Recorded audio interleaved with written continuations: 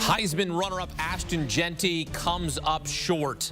Finished with 104 yards rushing in the Fiesta Bowl. He needed 28 yards to break Barry Sanders' record that was set in 1988. Still, a heck of a season for Ashton Jeanty. Up over 2,600 yards, second most rushing yards in a season. Second to only Barry Sanders. Sure, Ashton Jeanty took him 14 games to get 2,601 yards.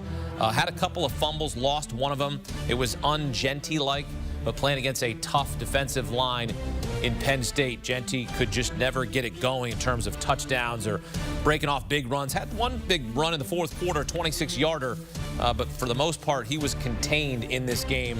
But Jeanty now looking forward to the NFL. All right, back here with our two running backs, two-time national champ Damien Harris, played at Alabama, former Louisiana running back Emory Hunt here. You look at Jeanty and what he did, Emory, and how impressive he was. Graceful losing the Heisman Trophy, graceful in this loss. When you look at what he did this season, how would you describe it?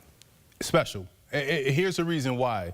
When we look at that list, you look at Marcus Allen, you forget he played in that I formation, so he had someone in front of him. Barry Sanders had a fullback in front of him at Oklahoma State. We didn't see someone, we know Wisconsin had a fullback in front of Melvin Gordon. We didn't see a fullback in front of Ashton Jeanty. So he had to be his own blocker. So watching him just be able to either break through a tackle, or we saw tonight be able to make that jump cut and get to an open hole and shoot down the lane, that's why his 2,600 yards was so impressive. And if you're projecting forward, man, if they just had even just a, wide zone motion, someone to help him out to kick out that first defender, he would have even more yards. So it's impressive to see him do this without a fullback. No one's talking about that. And what he has done post line of scrimmage has also been impressive because, again, I don't know how strong he is, but my goodness, like, he breaks every first tackle attempt, which in and of itself is impressive. Damien, this is a guy that was a three-star out of high school. And you know some of those three-star guys, they will ball out and they will be playing with a chip on their shoulder with something to prove. And Ashton Jeanty certainly proved it this season. I think it's admirable. That's the word that comes to mind when I think of what he's done this season, because everything that Emory just said, but then think about this. In the first year of an expanded playoff where the G5 team or the G5 conference actually has a shot to get a team in, not only do they get in, people talked all season about how they were going to be the 12th seed, the 10th seed, how they were going to be somebody's easiest tune-up game. Well, they were the third-ranked team in the college football playoff. They got a first-round bye, all because of Ashton Jeanty. He had almost 50% of their offensive production all year. By far, he was one of the most utilized players. He took the heaviest beating because he didn't get brought down by the first tackle. Rarely did he get brought down by the second or third tackle. But the workload that he took on, the way that he embraced that role and led his team and pulled everybody else and made the players around him play better, the way that he took his program and elevated Boise State to a place that we haven't seen from them in a long time, the way that he handled himself after losing the Heisman Trophy when I even sat up here and said that he deserved to win, the way that he's going to move on from this game and have grace and just carry himself throughout the rest of his career and the rest of his time as an individual on this earth. I mean, it's nothing short of admirable. He's a man of faith. He's a young man of character. He carries himself the right way. And not only the way he plays, but the way he handles himself off the field as well, in front of the camera and the public eye.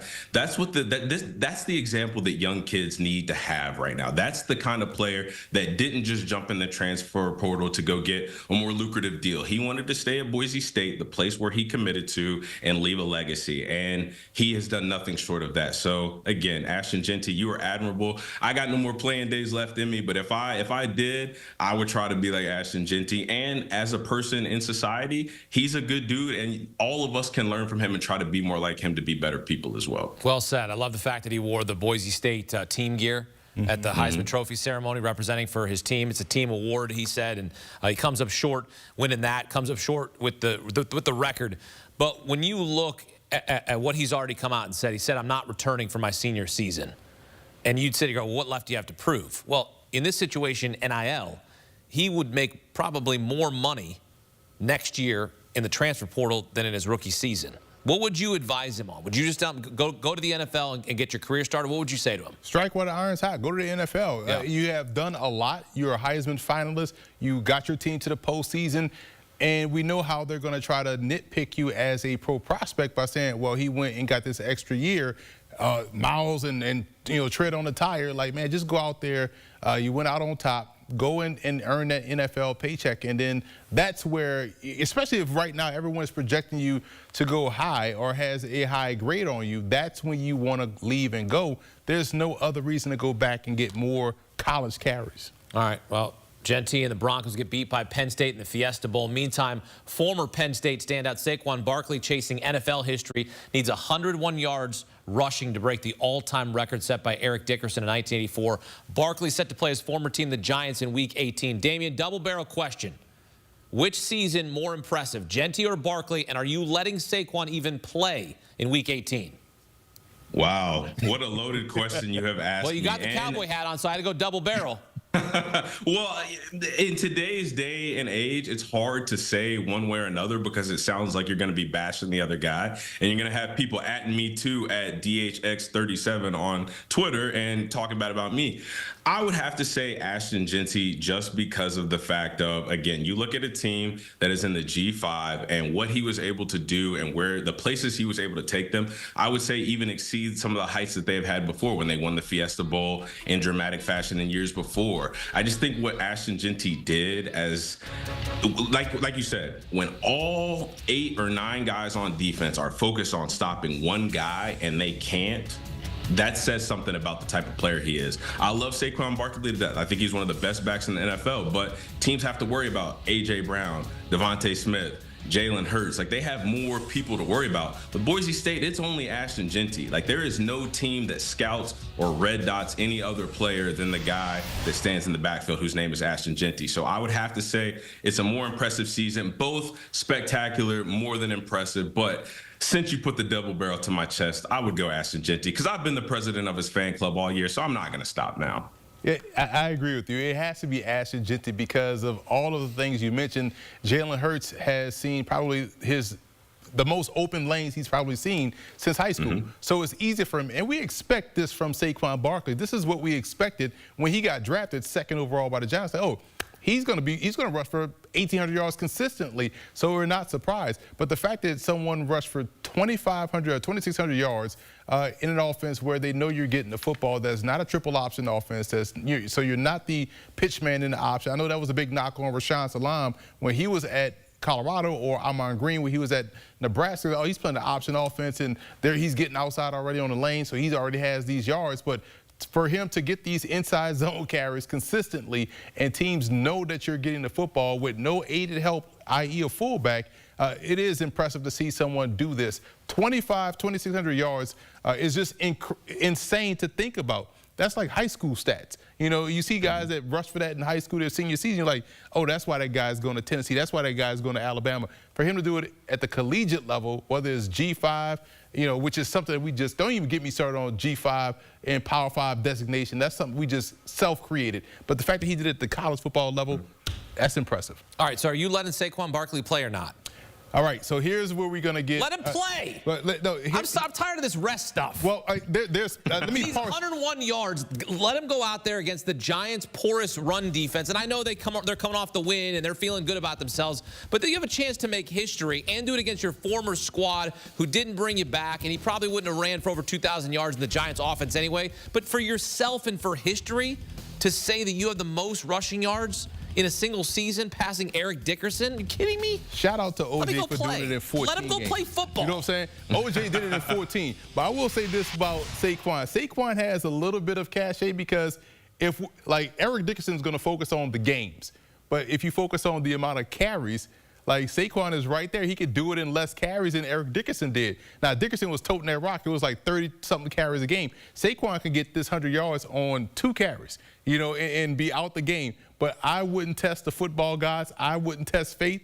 I would say, you know what? You got 2,000. That's a good enough number. I know Damien agrees with me. And so I am saying, just rest that you got 2,000. You're on the list, but don't try to push fate. You got a long season.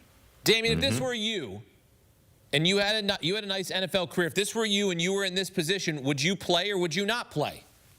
Well, the competitive nature. I mean, if Saquon wants to play just because he wants to play, not just because he's chasing the record, because he wants to help the Eagles get another win in the win column and help them become a better team rolling into the playoffs. But again, I'm with Emory. You do not test the football gods, because say Saquon breaks the record and then gets hurt, and then your entire almost perfect unblemished season that looks like it could be headed to a Super Bowl run is cut that much shorter just because you lost your back. And you can say, oh, well, we got him the record that probably in another 10 years or so, 15 years, is probably going to get broken again. Listen, Philly has a lot of things figured out right now. And if rest right now and keeping their key players healthy is important to them and it's something they want to do going to the playoffs, then Saquon Barkley is probably the most important player that you don't want to send out there to have an unfortunate injury or unfortunate circumstance to happen to where you don't potentially have him when it matters most.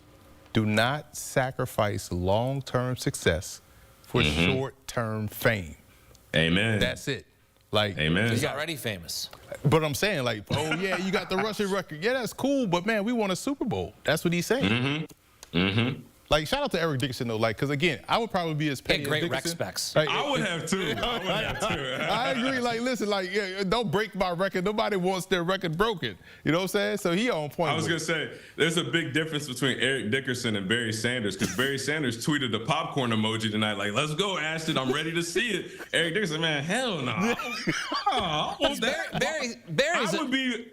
I would be more like Eric, because I'm like, man, listen, I work hard for that just to cheer on somebody else to come and break it. Man, nah, keep that to yourself. Barry Sanders, but I respect Barry, though. I respect Barry. Barry's a man of the people. But I like the competitiveness in Eric Dickerson, and those rec specs were incredible back in the day. Heck of a season for both Jeanty and Saquon Barkley. I'd vote to let him play. I'd want to play. Let him play football. If you get hurt, you get hurt. Figure it out. Like, you gotta come. Let me. You wilding right now. Let me compete. Let me compete. They gotta play. They gotta play in the wild card round anyway. So you do that until he gets hurt, and then you try to get him out of his contract and not pay him no more money. Now we're getting it. Now you got to make a business decision. So that's good. Yeah, that's good. all right then. I'm glad. Exactly. See, I'm glad I have you to keep me the boundaries, right? You keep me in the lanes right there. You're like, Hakeem, we got to think about the business decisions. See, I'm just thinking about wanting to play. See, that's why you're so knowledgeable. Damien Harris, Emory Hunt here on CBS Sports HQ. I just want to let him go play. That's what I want to do. Let him play. Well, Ashton Jeanty is going to get a chance to play in the NFL next season at the next level. And our Ryan Wilson, his latest mock draft, he's got Ashton Jeanty going first round to the Dallas Cowboys, 15th overall. That'd be nice. He'd fit that offense, right, Emory? You'd like to see him there, Dallas Cowboys. His style is very Emmitt Smith-like. It's not flashy. It's productive. For more on the upcoming draft, join Ryan Wilson and former NFL GM Rick Spielman on their podcast With the First Pick. Download and follow today.